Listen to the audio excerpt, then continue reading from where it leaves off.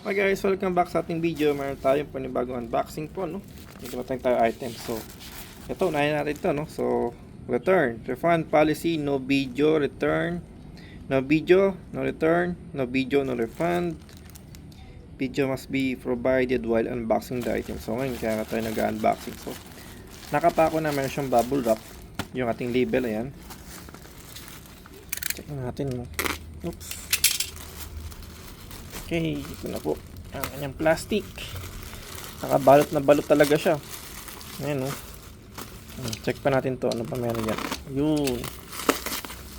Okay, bubble na bubble wrap. Okay. So, ayan. Safe na safe talaga siya. Maganda pagkakabalot ito, ah. Ayan, hindi natin mapagkakaila na tinipid, no? Sa ganyang halaga. Ayan. Meron tayong items dito.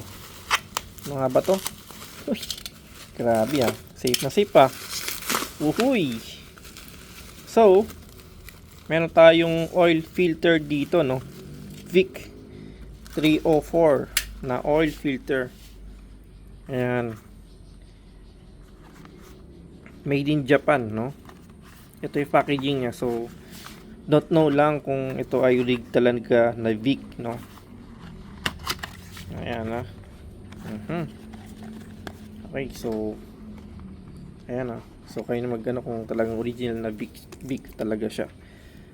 Ayan, so sa oil filter C304. Ayan, manufactured by Inkin Industry Co. Limited. Ayan. So sa Shopee tayo bumili kasi may kamurahan, libre pa shipment. So, Big 304 po yan. Ito yung packaging niya. Okay, good. Safe na safe.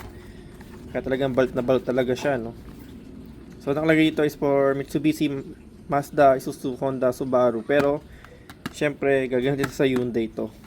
Okay, so parang ito yata ang pwede sa kanya. C304. Alright. Thank you for watching po.